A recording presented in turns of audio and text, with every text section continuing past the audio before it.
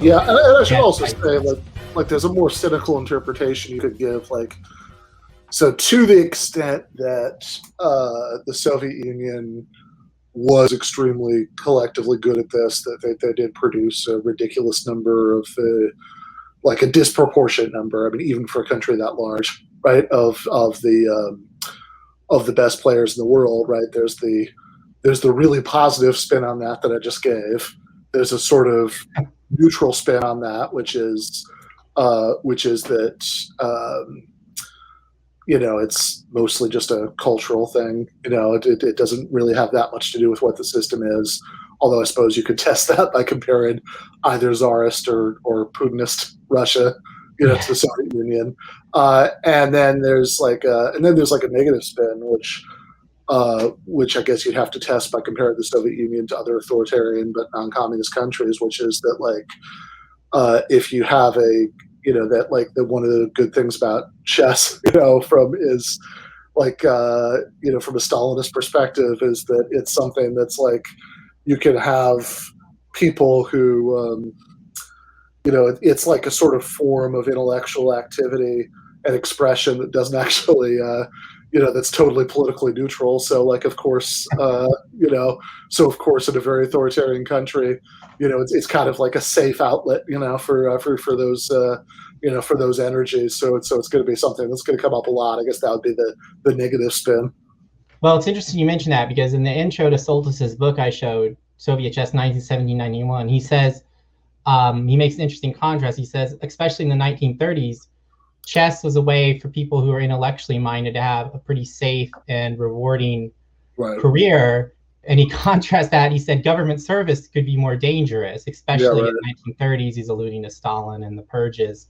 So, I mean, he does actually touch on stuff like that it was a way for, state subsidized intellectualism. And from an American perspective, I forget which master it was in the Bobby Fischer documentary I mentioned, Bobby Fischer's World, but he says, and he uses the word privileged, and maybe some leftists would argue about that, saying, all the top players of Soviet Union were privileged because they had these stipends and they had this government backing. It's like, in America, we were all of us were on our own, and that's not totally true in the sense that there wasn't any sense of, there was chess community and there was chess civil society, but there wasn't any like organized apparatus beyond, I guess, the U.S. Chess Federation, and they obviously weren't engaged in it in the same way the Soviets were engaged in, like, treating chess collectively. So it's interesting that he calls them privileged, because it's a socialist country, and maybe comparatively they might, maybe some leftists would argue they were privileged, but I thought that's how an American master is seeing them. Yeah, right.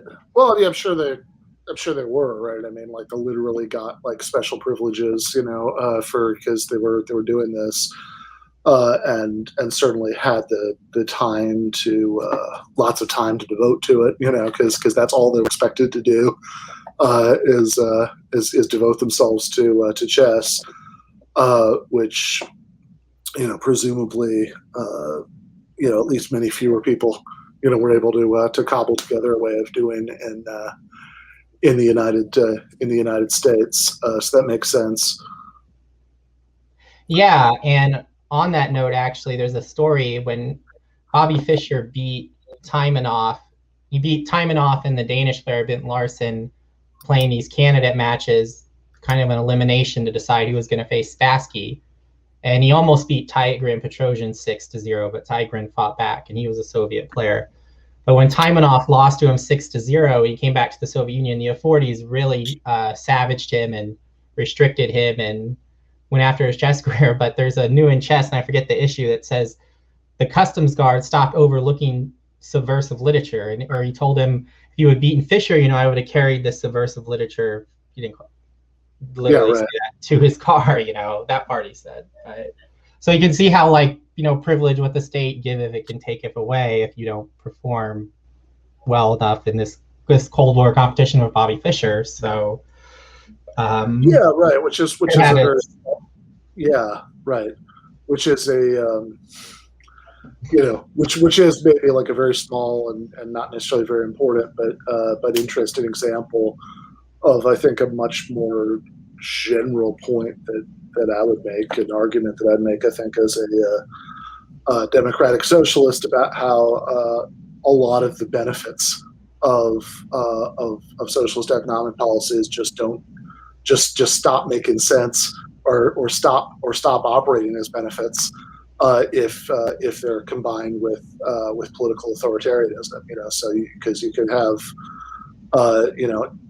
if you have various sorts of state support and no democratic mechanisms, constitutional safeguards, all that stuff, then yeah, right. What's state giveth, it can taketh away, right? If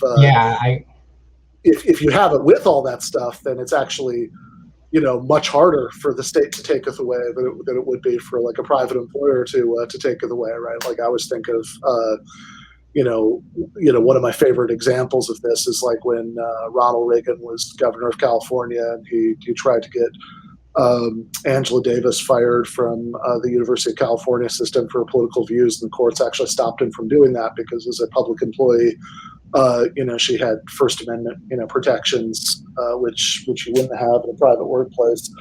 But yeah, I mean, if you have political authoritarianism, then you could just have these like sort of arbitrary and capricious things. Well, we'll put up for this from you because like you're winning all these games and it's good for propaganda, but maybe you start losing, and and we'll put up with a lot less now. So yeah, that I can certainly see how that might go. Yeah, well, on the plus side, there's no record that any of the top Soviet regimes were ever executed. And in fact, Stalin, I found this out reading Soltis, Alekhine, because of his class past, insofar as when he was still in the USSR, like he narrowly escaped execution near the beginning in the turmoil because someone accused him of some sort of anti-Soviet speech or activity, and Soltis speculates maybe it was like a sore loser in chess, but he had a friend in like the revolutionary structure who got him out of being executed.